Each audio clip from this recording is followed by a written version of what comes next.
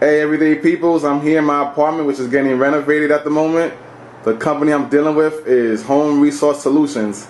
This guy right here is so good, I had to highlight him by giving him the ultimate referral, cause he is that good.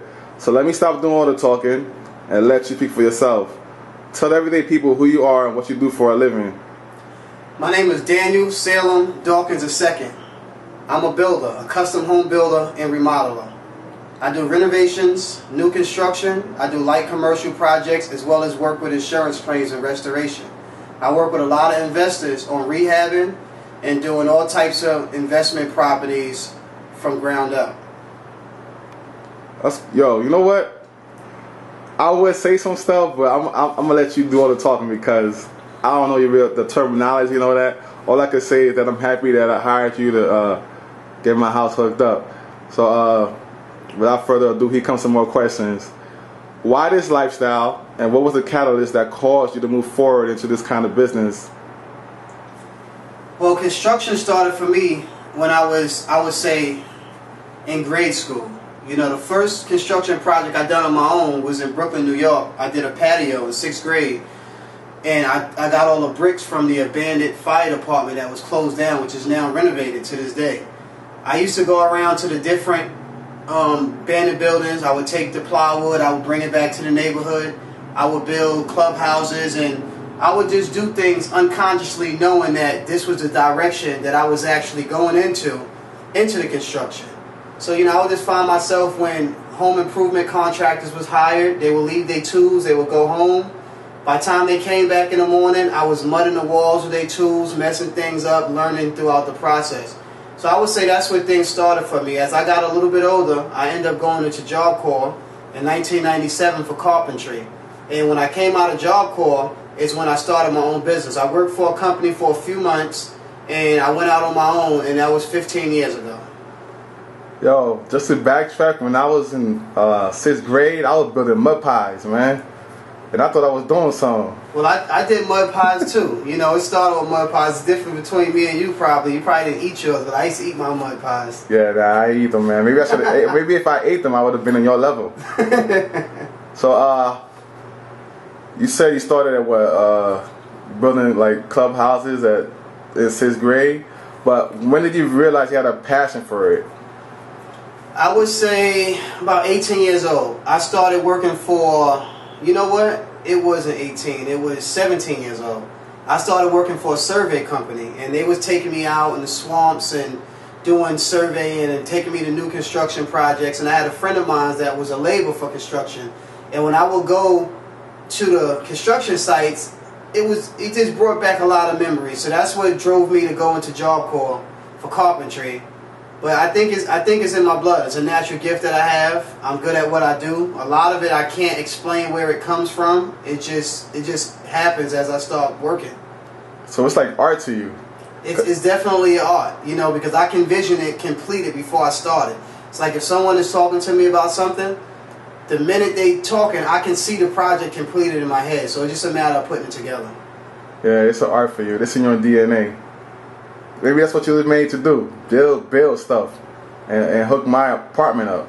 I think I could be a good brain surgeon too. You know, just with my hands and surgery and stuff, I thought about converting over to become a doctor one day. But, you know, at the end of the day, my ultimate goals, I want to be a developer. You know, I've done a lot of projects for investors. I developed new construction from the ground up, raw land into subdivisions.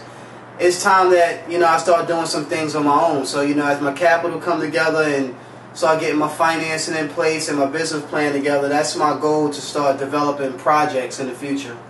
Well, I think you're great at doing what you do right now. As far as being a brain surgeon, when you get a couple of brains under your belt, if I need you, I'll call. And what was your favorite job that was worked on and why? The favorite project that I would say that was worked on, I don't have like a pinpoint of one individual project. You know, a lot of people, they say, well, they're good at drywall, they're good at electrical, they're good at plumbing, and I'm good at a lot of different things. I don't like to tell people that because a lot of people think that if you do too many things, you don't really know anything.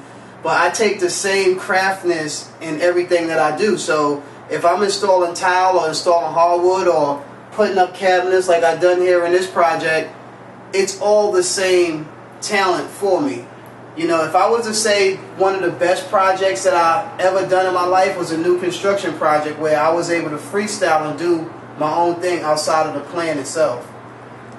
All right, so you ever had a challenging job or a client? If so, how did you handle the situation? And please don't say me.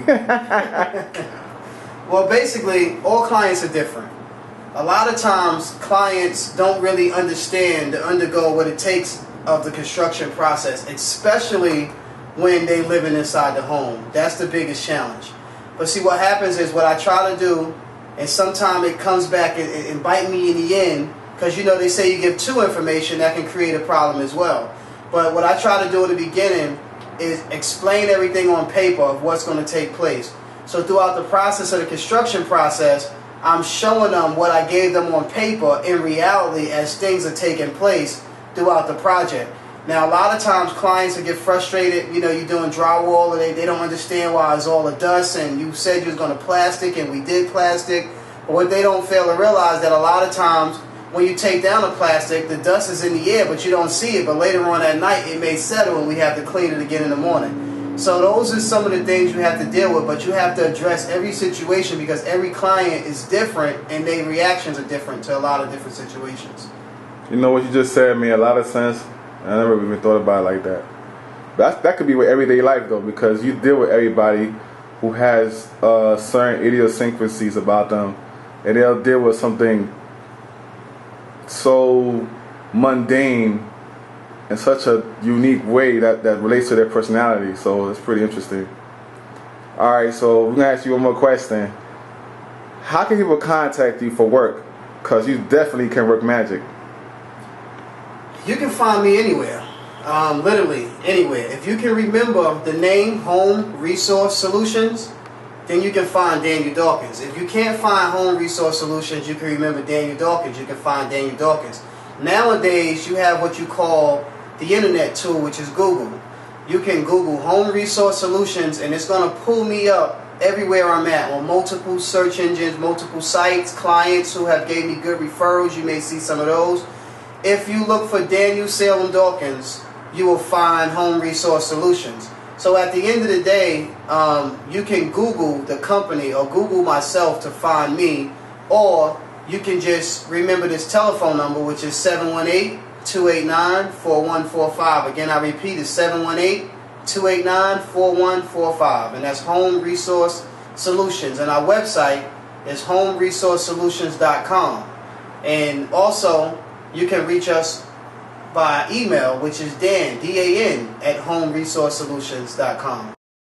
Everything inside this kitchen is a complete gut. We did all the new countertops, the hardware, all the crown molding that's running across the top. This particular kitchen had a H.V.A.C vent coming through the wall, so if you pay attention, I had to cut the cabinet itself in order to show that vent, you know, flowing, the airflow straight through the kitchen. So we made it look like it's still two doors, but the top one is a dummy door. We did all the granite countertops inside the kitchen. The design was a complete gut, complete renovation. We went with the stainless steel package, stainless steel microwave, stainless steel stove, refrigerator, and also we done the ceramic tile as well. We wanted to create a little bit of character, so we ran it as a diagonal. You know, it's a small kitchen, and when you're dealing with small spaces, you have to be creative. Here are some custom doors that we had installed, stained and finished. It had originally doors that were actually 8 foot tall, so we had to actually frame the opening and bring it down and keep it consistent with the existing door size. And we put these doors in here. We also done the hardwood floors. You may see that it's tools and things still laying around the job site. That's only because I'm actually punching out, doing detail, and still working on the project, you know, right now as we speak. Even though the job is completed, there's a lot of knickknacks and a lot of detail that I'm paying attention and focusing on. Is the reason why I'm here today. We've done the living room hardwood floors. We ran the trim all around the base. And also, we did a complete gut inside the bathroom.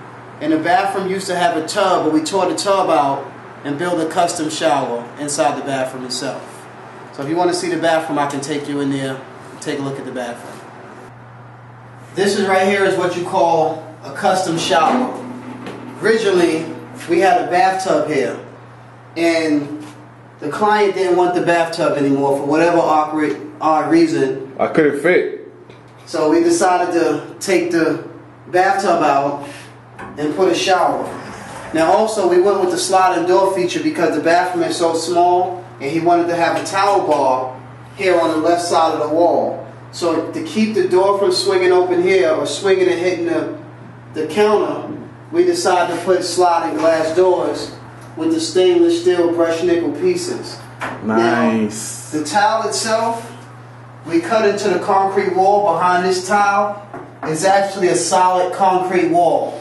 I cut a soap cubby box dish, and I cut another cubby box in order to stick his shampoo and things into the wall itself. As you can see, we're currently not finished yet because the tile company supply ran out, and I'm waiting a couple of more days to get the last finished pieces to put the bullnose on so I can continue this tile all the way up. But we went with the bone toilet. We did a small unique sink and countertop just so we can have some room, and also the shower itself, the floor, we had to do a rubber matting system with a waterproofing membrane. We had to change the plumbing drain and had to slope the floor so the water can actually slope itself all the way through. It's a few areas that we have to regrout because the water wasn't properly sloping and draining correctly, so we had to redo it. And sometimes you run into situations, everything is not perfect, but the ultimate goal is to get it right in the end. Alright, I lied about the last question. I have the final question. Where are you willing to travel for a job? Well, right now I currently work in 2 states. I'm in New York City and I'm in Atlanta, Georgia. My goal is to cover the East Coast before traveling to the West Coast in the future. That's my business plan. But right now I'm serving the whole New York tri-state area. My license and insurance allow me to go into Connecticut, Pennsylvania. I can go into Westchester County. I can go into Long Island. And I have a clientele base in Atlanta, Georgia already, where I've done a lot of investment properties down there with investors. So realistically, if the project is worth traveling, I'll travel. You know, it's a matter of management once I leave my actual state, having a good team in place and position that's already located in that state, so we're dealing with the local county, you know, ordinance and laws and things of that nature, and me actually managing and managing those subcontractors to get the job done right along with myself, you know, if you are not in the state of New York or Atlanta, Georgia. Everyday peoples, you heard it from my man, Dan, Home Resource Solutions. Holla at him. We out.